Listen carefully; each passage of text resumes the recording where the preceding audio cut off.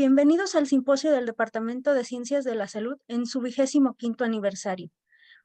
El día de hoy nos complace presentar al doctor José Miguel Betancourt Rull, profesor adscrito al Departamento de Ciencias de la Salud, al cual le cedemos la palabra para dar inicio a su ponencia. Muchas gracias, doctor. Bien, Bienvenido. bien, pues muchas gracias a ustedes por la invitación y gracias por esta oportunidad de platicar nuestras experiencias, y hablo en plural, por todo el grupo de investigación. Muchas gracias. Como se puede apreciar en el título, es plática que es para este simposio específicamente, y la presento directamente, José Miguel Betancourt Rull. Antes de iniciar con la presentación, quiero especialmente dedicar esta a la doctora Ivonne Duculón Ramírez, que como todos seguramente ya lo saben, que hace año y medio, un poco más, desafortunadamente falleció, y pues ella ha sido o fue parte, un pilar, fue parte muy importante del desarrollo de todo lo que voy a estar hablando, como lo van a ver a lo largo de la presentación. Entonces, pues para ella mi reconocimiento y, y la dedicación es para ella. Bien, el título de mi plática, como se puede apreciar, es una breve, espero que sea breve, historia de la evolución del Laboratorio de Biología Celular de 1976 a la actualidad. Esta historia empieza con el laboratorio que se llamó originalmente Biología Celular de la Desnutrición, que ahora, desde hace varios años, está a cargo de la doctora Rocío Ortiz. Tengo entendido que ella también dará una plática de toda su experiencia desde el punto de vista de, como yo le llamo, de la evolución de nuestros laboratorios. Entonces yo me voy a dedicar, a concretar, para hablar de la línea de investigación que ahora actualmente se llama fertilización en mamíferos. Bien, entonces, ¿de qué es lo que yo les quiero platicar? Es la evolución del laboratorio de biología celular, como le seguimos llamando laboratorio de biología celular, y sus proyectos de investigación que se inició en 1981 hasta la actualidad.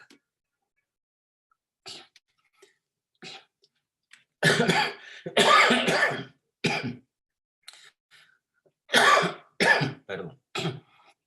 Los proyectos de los que yo voy a hablar han sido las diferentes, podríamos decir, etapas en las cuales hemos ido, no necesariamente dividimos la historia de esta evolución, sino es como se fueron dando a lo largo de los años. Entonces, primero hablaré de aspectos sobre la zona pelúcida de ovocitos de cerdo, luego la fertilización in vitro, luego reproducción asistida y finalmente toxicología reproductiva.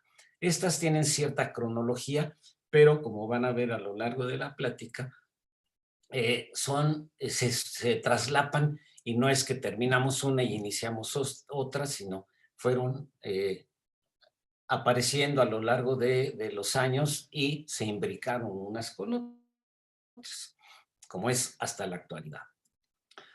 Primero les platicaré cómo empezamos acerca de las características bioquímicas y estructurales de la zona pelúcida de ovocitos de cerdo. Desde el inicio y hasta la actualidad,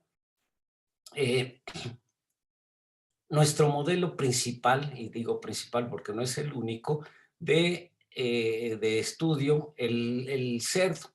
El cerdo, por una serie de características que nos permiten que sea un modelo muy adecuado para estudiar este tipo de aspectos que nosotros llevamos a cabo.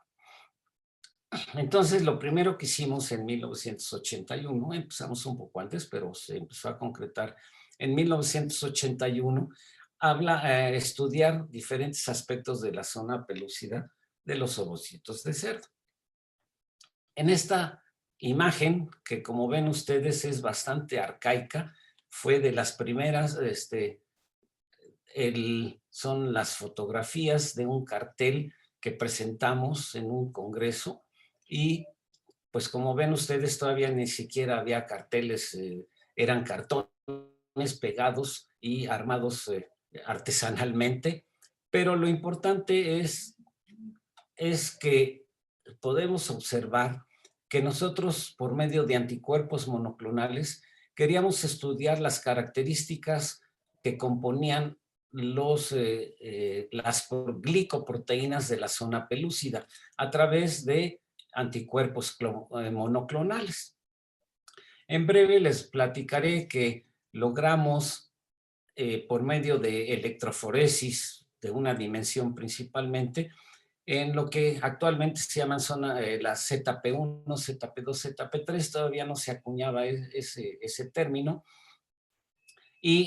pero correspondían a diferentes pesos moleculares de las glicoproteínas que conformaban o que conforman a la zona pelúcida. Entonces, básicamente tenemos la de 90, 65 y 55 kilodaltones o daltons. A través de eso, hicimos cultivos celulares para producir los anticuerpos monoclonales y obtuvimos una serie de anticuerpos, varios contra diferentes componentes de la zona pelúcida, como aquí se mencionan o se indican en esta tabla. Ya con estos anticuerpos los pusimos en contacto con los ovocitos de cerdo in vitro y vimos que había diferentes tipos de anticuerpos monoclonales según su localización, que había unos que florecían externamente, otros que se distribuían uniformemente y otros de manera interna. Estos eran, bueno, pues trabajos preliminares, pero pues como todos nosotros sabemos, era laborioso, como sigue siendo siempre la investigación. Estos eran nuestros primeros resultados. Ya que obtuvimos esto, la tesis de maestría del maestro Ernesto Rodríguez Aguilera en 1984 se obtuvo su grado de maestría con el aspecto de hacer una distinción por electroforesis de 2 dimensiones de los 3 de las 3 grupos de glicoproteínas que conformaban a la zona pelúcida. Entonces aquí se tiene un electroforesis y por medio de Western blot veíamos que los anticuerpos principales que teníamos, o en este caso el que se está indicando aquí, iba dirigido contra la zona pelúcida de 55 kilodaltons. Por otro lado, ya un poco más adelante, la actual doctora Reina Fierro, en su tesis de licenciatura, logró obtener esta fotografía que nos enorgullecía mucho porque parecía de electrónica, pero no era de manera en óptica, en fluorescencia, y veíamos que no era aunque es una estructura gelatinosa, no era distribuida de manera uniforme, sino era reticular. Bien, entonces fueron los primeros pasos de nuestras investigaciones. Gracias a los resultados, pues logramos obtener varias publicaciones, como pueden ustedes apreciar, eran publicaciones, revistas nacionales en español, y a lo largo, de una vez aprovecho para comentarles que todos los autores de los diferentes artículos que publicamos que están en rojo eran porque en aquella época, en el momento en que se publicaba, no eran profesores de la UAM, Iztapalapa, básicamente todos, sino que eran alumnos todavía, como el caso que ya menciono del maestro Ernesto Rodríguez. Y bueno, aquí aparece Héctor Serrano, igualmente aquí, y después Reina Fierro y Edmundo Bonilla, ya como alumnos. Y como ven ustedes, bueno, pues estas fueron nuestras publicaciones, las primeras en fines de la década de los 80. Después de estas experiencias, y como era una parte importante de nuestros estudios el trabajar con los ovocitos in vitro, no nada más era, no pensamos que teníamos que hacer algo más, no nada más describir los anticuerpos, el componente estructural, sino lo que hicimos fue de abocarnos a implementar las técnicas de fertilización in vitro en ovocitos de cerdo como una herramienta o como un modelo de trabajo para estudiar las características de la zona pelúcida. En estas imágenes lo que podemos ver es una de las primeras fotografías que tomamos sobre los ovocitos de cerdo, de los ovarios de cerdo que obteníamos en el rastro, y seguimos haciéndolo hasta ahora. Y estos corresponden a fotografías de Reina Fierro. Lo que nosotros obteníamos, y sigue siendo nuestro objeto de análisis, los ovocitos de cerdo, en donde vemos su zona pelúcida y las células de la granulosa que la rodean, formando el complejo cúmulus ovocitos de cerdo. Y estas son las características que las vemos cuando cuando los ovocitos, que son, así los obtenemos, inmaduros a través de folículos, por punción de folículos. Y después de un cierto tiempo, en este caso 44 horas, vemos, esto es una indicación morfológica de que efectivamente los ovocitos reanudaron la meiosis y están en proceso de maduración o madurados por la expansión de las células expansión y proliferación de las células del cúmulo. Esta fotografía fue de las que tomó en sus inicios la doctora Ivonne Duclos. Ya teniendo estos ovocitos, se les retira la zona pelúcida y vemos de otras características y bondades del modelo de cerdo, es la cantidad tan grande de ovocitos que podemos obtener de cientos en un tiempo muy corto de algunas horas. Esta es también fotografía obtenida por la doctora Ivonne Duclos. Después, entonces, seguimos obteniendo en granjas, al principio eran de la UNAM, después ya fueron granjas comerciales, los espermatozoides de cerdo, para llevar a cabo la fertilización in vitro. Entonces, esto que lo menciono así de simple, pues nos llevó bastante tiempo establecer las condiciones para obtener buena maduración de ovocitos y su fertilización para ver los cigotos y eventualmente algún embrión. Uno de los primeros trabajos fue precisamente de la doctora Reina Fierro como primera autora, en donde tomamos diferentes anticuerpos contra diferentes componentes de la zona pelúcida, y en este trabajo que se publicó en este año, vemos que efectivamente los diferentes componentes de la zona pelúcida inhibían el porcentaje de fertilización y que prácticamente no tenían un comportamiento que fuera de acuerdo a la concentración, sino era bastante parejo. Entonces, estos fueron de los primeros artículos que publicamos internacionalmente sobre la función de las glicoproteínas y péptidos de la zona pelúcida.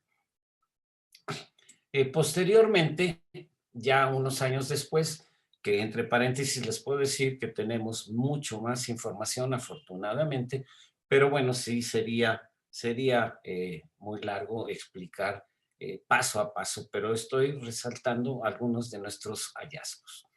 Entonces, la tesis de maestría del doctor Eduardo Casas y en aquella época alumno Héctor Sayas, alumno de pregrado, lo que hicimos en este trabajo fue demostrar que cuánto tiempo era el necesario para obtener una buena cantidad de ovocitos maduros. Y aquí la razón era porque en borregos y en vacas o en bovinos, a las 24 horas ya están maduros prácticamente todos los ovocitos que se están trabajando, o el porcentaje máximo que podemos obtener. Y el doctor Casas entonces se puso a buscar la maduración, el tiempo de maduración, los porcentajes, y vimos que eran entre 42 y 48 horas el tiempo adecuado que desde esa época ya establecimos en el laboratorio para llevar a cabo la maduración in vitro. Otro aspecto de esa tesis era que también EPIC, si mal no recuerdo, empezaba a describir los aspectos moleculares de la reanudación meiótica. Entonces, lo que hizo el doctor Casas fue usar anticuerpos anticiclina B como parte del el complejo de maduración de los ovocitos, y vemos que después de la maduración, la ciclina estaba, antes de la maduración, perdón, inmediatamente de la siembra, vemos que estaba dispersa la ciclina, pero en cuanto ya se ponían a madurar, la ciclina migraba al núcleo, en este caso es una vesícula germinal, e inclusive en una metafase 1 ya había migrado la ciclina al núcleo. Y el control negativo, bueno, pues no se tenía la fluorescencia. En este caso, bueno, ya fue en la revista Zygote que fue publicado estos resultados. Entonces ya empezamos a trabajar diferentes aspectos. Aquí les muestro algunos artículos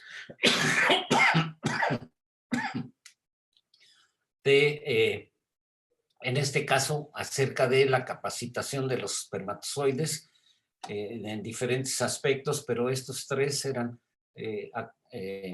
acerca de los espermatozoides. O sea, no nos concretábamos a los ovocitos y a la fertilización, sino algunas características de los espermatozoides también. Estos fueron básicamente digamos, la segunda, a fines de del primer lustro de los 90 y hacia el segundo lustro en 1996.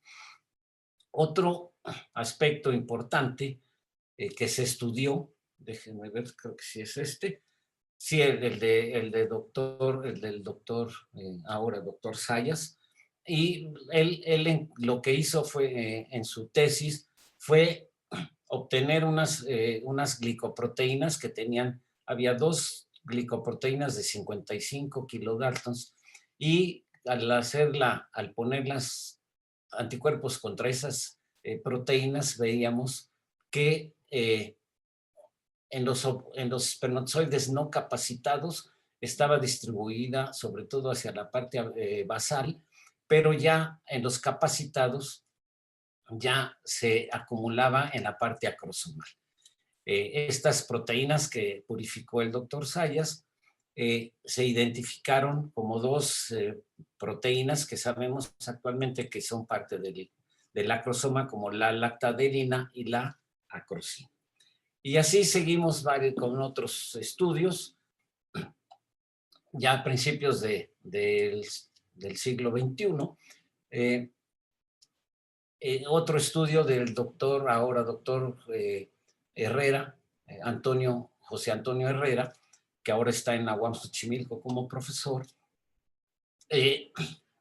se hizo una comparación de la reacción acrosomal, perdón porque estas quedaron en amarillo, pero en los normales se veía que al inducir la reacción acrosomal con progesterona, se incrementaba la reacción acrosomal contra los no inducidos. En cambio, en cerdos subfértiles obtenidos y clasificados como subfértiles en algunas granjas de producción porcícola, se veía, lo que se encontró fue que los espermatozoides, la mayoría de los espermatozoides, no reaccionaban no reaccionaban con la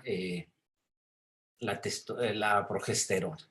Entonces, esto fue el hallazgo, que tenían la imposibilidad de llevar a cabo la reacción acrosomal. Y así continuamos con diferentes aspectos de estudiar a los gametos en desde diferentes puntos de vista, como receptores de la membrana de la superficie del espermatozoide, la reacción acrosomal, y también en estos años, la doctora Yvonne Ducoulomb se interesó en ver el efecto del fluido folicular sobre la maduración de los ovocitos, la maduración y fertilización de los ovocitos, y su efecto en la polispermia. Entonces, como ven ustedes, ya a partir del año 2002 ya empezamos a trabajar estos aspectos. Ya en esa época ya se había conformado el grupo de investigación, como ustedes seguramente los reconocen. Ahorita voy a hablar de cada uno de ellos. En el año de 2002 ya teníamos conformado el grupo de investigación en fertilización en mamíferos. Unos años antes ya se habían ido a hacer sus estudios doctorales, y los voy a presentar porque en ese momento fue cuando, no de una manera de una decisión que nos sentamos en una junta para ver cómo íbamos a trabajar, sino fue de manera natural que nos fuimos separando después de haber sido un solo grupo en 3 grupos de investigación, como somos actualmente, y que seguimos colaborando, pero ya grupos de manera independiente. Entonces, lo que les muestro ahora fue cómo nos organizamos. El de fertilización en mamíferos, como le seguimos llamando hasta ahora, fue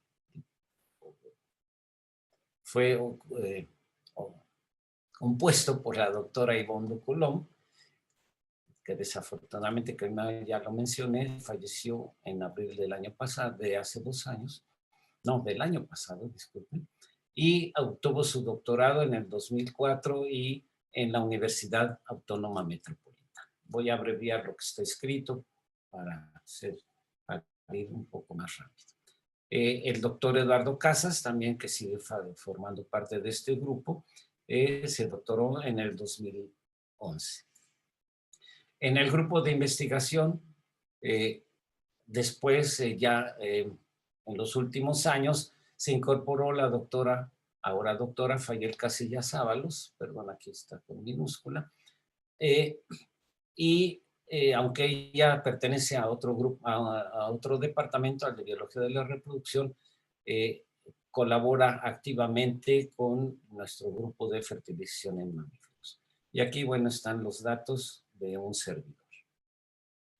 Otro grupo que conformó el doctor Bonilla, que se denomina Biología Molecular de la Gametogénesis, precisamente encabezada por el doctor Bonilla, que se doctoró en el año 2000, y después la inclusión en el grupo del ahora doctor Iván Baena, que fue alumno de él desde la licenciatura y obtuvo su doctorado recientemente. Y bueno, estos son el segundo grupo que conformamos. El tercer grupo conformado por la doctora Reina Fierro, el doctor Humberto González y la doctora Irma Jiménez. Bueno, se doctoraron en el 97 los dos doctores en Francia, y sus especialidades aquí están descritas, y la actualmente doctora Irma Jiménez, se doctoró en el 2006. Y como pueden ver, bueno, todos los tres formaron el grupo sobre específicamente de investigación en espermatozoides, el grupo de andrología.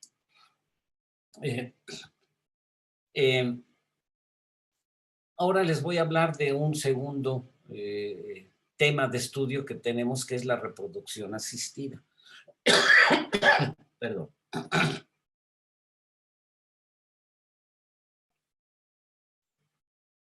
Ya teniendo todo establecido las metodologías para madurar, fertilizar y producir embriones en el laboratorio, pues nos interesaba tratar de obtener crías por medio de la reproducción asistida y el manejo de, como vamos a ver ahorita, de diferentes aspectos de diferentes aspectos del manejo de los gametos. Entonces, primero voy a mostrarles aquí unos ejemplos de producción de crías por fertilización in vitro, y en el año de 2005 se publicó el artículo encabezado por la doctora Yvonne Ducoulomb, en donde obtuvimos cerdos, 2 cerdos en aquella ocasión, por fertilización in vitro, en colaboración con la Universidad Nacional Autónoma de México, la Facultad de Veterinaria. Después, encabezado por la parte de fertilización in vitro por la doctora Yvonne Ducoulomb, se hizo un trabajo con los doctores Ernesto Hernández y Filiberto Fernández de la UAM Xochimilco, en donde se hizo lo de la fertilización in vitro y la obtención de crías en borregos, en donde aquí sí lograron sobrevivir, y actualmente ya lleva 3 generaciones de borregos obtenidos por fertilización in vitro. Entonces esto, bueno, pues ya, como ven ustedes, ya fue hace pocos años, 4 años, en donde tanto los cerdos como los borregos fueron los primeros logros de fertilización in vitro en nuestro país. Después, otro aspecto de la reproducción asistida es la vitrificación de ovocitos de cerdo. O sea, para conservar la criopreservación de gametos, principalmente de gametos femeninos. Entonces, en reproducción asistida, la crioconservación de gametos, esto lo inició actualmente el doctor Jesús Conejo Nava, en donde conservaba espermatozoides él demostró que no tenían que congelarse, sino que con que se tuvieran a una temperatura de 16 grados centígrados, se podían obtener hasta con sus características fertilizantes por hasta 9 días, en el año de 2003. Después, en el laboratorio, como tesis doctoral, el doctor Fernández Reyes inició la vitrificación de ovocitos y para producción de crías. Entonces, el doctor Fernández fue el primero que obtuvo algunos embriones en el laboratorio, tanto de cerdos como de borregos vitrificados, y que sobrevivieron a la vitrificación.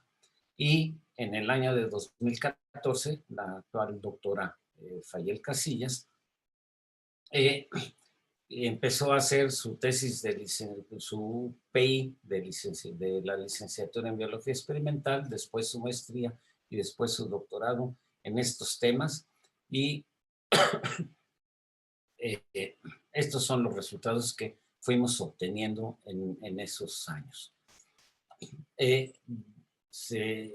primero fueron ver cómo se maduraban los ovocitos vitrificados y después la función de las células de la granulosa en cocultivo para ver si ayudaban a la recuperación de los ovocitos.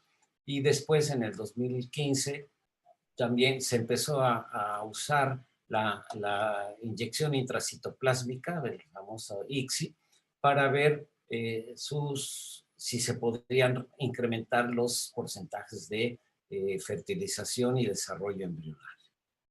Y el último con el que obtuvo su doctorado era usar diferentes técnicas de fertilización, como la fertilización in vitro, la inyección intracitoplásmica de espermatozoides y una modalidad que era la selección de espermatozoides vitrificados inmaduros de cero. Entonces, todos estos aspectos nos han permitido ir avanzando que han tenido una recepción buena en la literatura científica acerca de las características de la recuperación de ovocitos vitrificados antes de la fertilización. Aquí les muestro algunas imágenes, que fue el último intento, digo intento porque no logramos obtener las crías, pero fue obtener una cantidad de centenas de ovocitos y después fertilizados por ICSI, y obtener una buena cantidad de blastocistos, como se puede ver aquí, y ser transferidos esos blastocistos a una hembra, que aquí la vemos después de haberse recuperado de la intervención, la famosa PEPA, y después de varios meses de gestación no logramos obtener las crías, pero sí se obtuvieron preñez o sea, implantación de embriones, o sea, la preñez de por una serie de circunstancias no se lograron obtener las crías. Entonces, bueno, estas son nuestras experiencias en cuanto a la fertilización in vitro, la formación de crías, la obtención de crías y la criopreservación de ovocitos por vitrificación. Otros aspectos que han sido importantes con respecto a la vitrificación es que sabemos que baja la eficiencia de la maduración y fertilización y desarrollo embrionario después de la vitrificación. Entonces, el interés fue, bueno, tratar de explicar por qué se reducen esa eficiencia, y empezamos a estudiar el daño producido en los ovocitos vitrificados. Aquí brevemente les muestro algunos ejemplos que estamos estudiando, que estudiamos ya. Estamos en proceso de la publicación de estos resultados, en donde estudiamos el citoesqueleto, específicamente la actina, que debe de ser cortical. Aquí se ve los núcleos de los blastómeros, y que esta actina debe de ser principalmente cortical, aunque también se ve citoplásmica. Y en estas dos imágenes vemos que no nada más el citoesqueleto, sino estudiamos las características de los cromosomas, o la cromatina en este caso, de los pronúcleos de un blastómero de dos células, que vemos los pronúcleos bien conformados. En cambio, en los vitrificados se ve que la cromatina está dispuesta de manera muy irregular, y que no nada más son 2 o 4 blastómeros, sino en este caso fueron 3 blastómeros. Entonces, estos son unos ejemplos de otros que ya tenemos. Creo que por aquí lo voy a mostrar, sobre el daño producido por la vitrificación. Efectivamente, aquí en esta les muestro que también es muy importante no nada más lo que sucede en el ovocito, sino el daño que se produce en las células de la granulosa por la función tan importante que tienen en todo el proceso de maduración y fertilización de estos ovocitos. Y entonces estudiamos el daño al ADN que tienen los ovocitos vitrificados por medio de lo que se llama la técnica del cometa, en donde se hace una electroforesis y se ve que en los ovocitos, en este caso las células de la granulosa que están dañadas, entonces se fragmenta el ADN y se forman diferentes tipos de cometas que, según sus características, indican el grado de daño que tienen estos. Entonces, bueno, a grandes rasgos, esto es lo que hemos logrado en la fertilización, en lo que es la obtención de crías y el daño producido por la vitrificación. Brevemente, les voy a mencionar otro de los grandes aspectos que hemos trabajado, que es la toxicología reproductiva de diferentes agentes genotóxicos o genobióticos, perdón. Entonces, aquí hemos estudiado a lo largo de los años insecticidas, herbicidas, compuestos perfluorados y parabenos. Los primeros que estudiamos fueron precisamente el malatión, los insecticidas malatión y diacinón, y herbicidas como el fenoxapropetil y la atracina.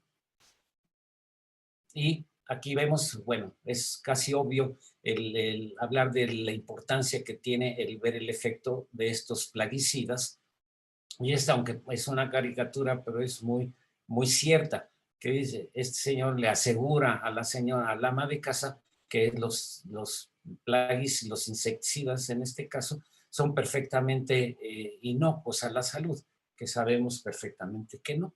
Entonces, los aspectos que estudiamos, como ya decía, malatión, diacinón y estos herbicidas, y logramos obtener diferentes resultados estudiando estos 4 plaguicidas.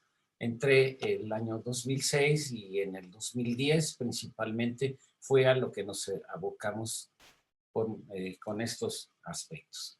Posteriormente nos abocamos a estudiar los compuestos perfluorados, que básicamente son compuestos que estamos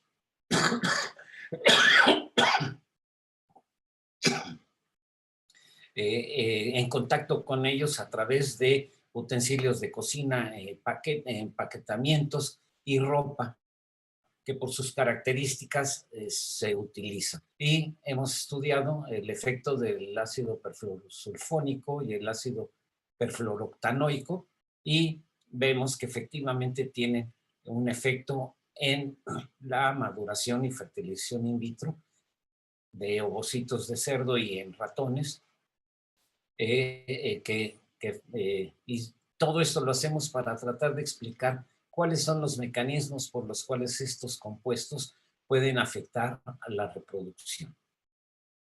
Entonces aquí tenemos ya en los últimos años publicaciones de diferentes alumnos que son tesis de doctorado y que son ya prácticamente lo que estamos haciendo en los últimos años, inclusive ya en este mismo año.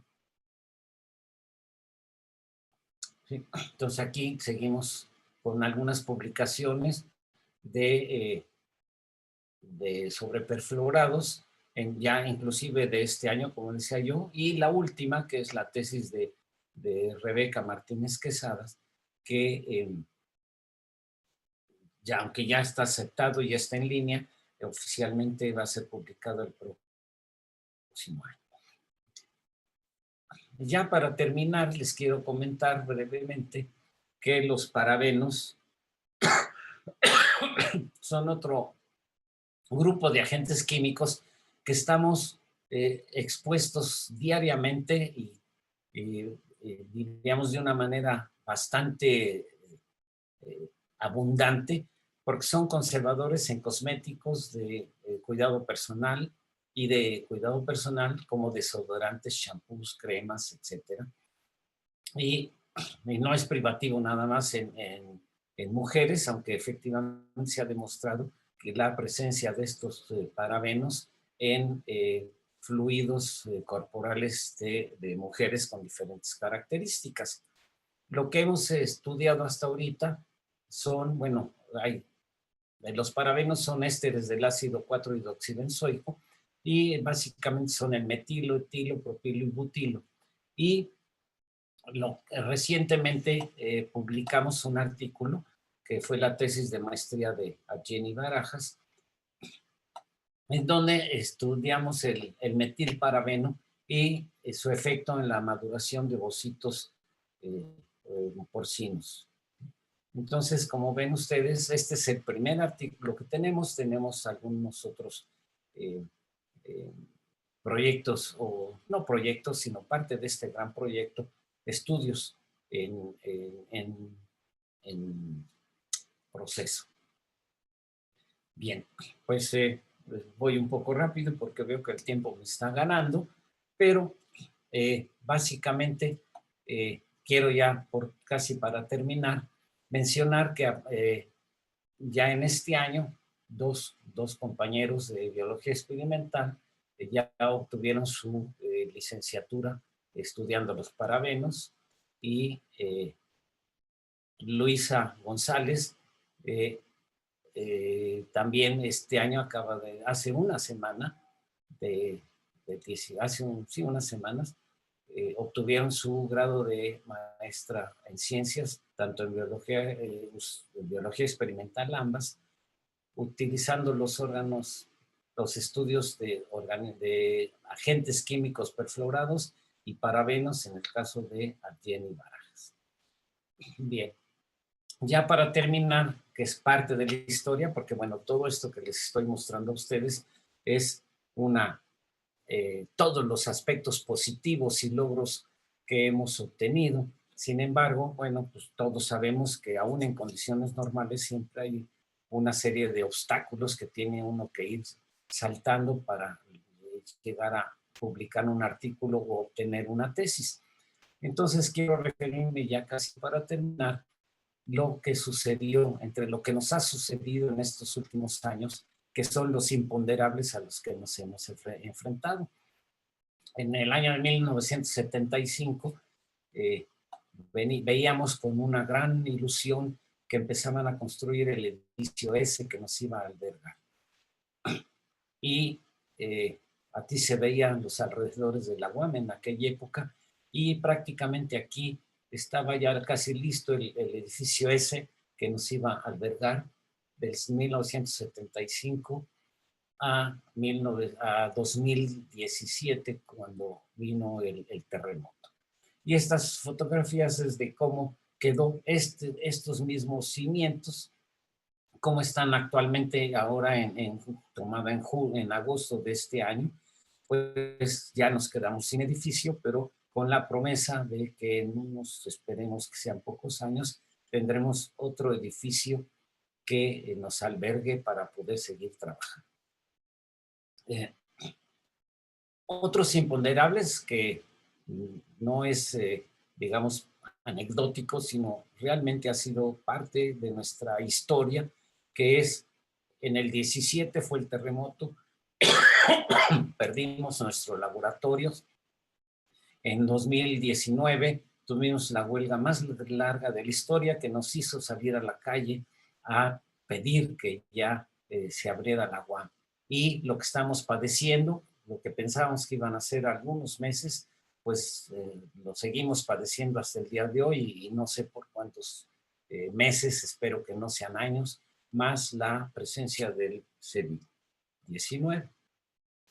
A pesar de eso, y aunque fue esto mencionado, tomado antes de que nos sacara la pandemia de nuestros laboratorios, después del terremoto afortunadamente tuvimos el acceso provisional a un laboratorio que nos alberga a todos estos componentes, como ven ustedes, el doctor Bonilla, el doctor Casas, el doctor Iván Baena, el doctor Casillas, y todos los alumnos que siguen laborando con nosotros. Y bueno, aquí estas son imágenes de que vean cuáles son las condiciones en las que estamos trabajando actualmente. Y bueno, con esto termino mi presentación y sin no antes dar las gracias a todos los alumnos, colaboradores, compañeros que han sido parte de la historia del Laboratorio de Biología Celular en estos años y, como bien digo, los años que nos faltan. Y sobre todo quiero reiterar la participación de los alumnos, porque todos sabemos que los alumnos son la base por las cuales se sustentan nuestras investigaciones aquí en la universidad y sobre todo en nuestro grupo de investigación.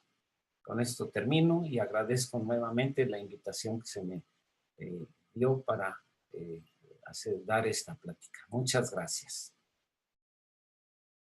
Le agradecemos por su valiosa participación en esta edición conmemorativa del 25 aniversario del Simposio del Departamento de Ciencias de la Salud. Muchas gracias, doctor. Gracias a ustedes por la invitación. Buenas noches.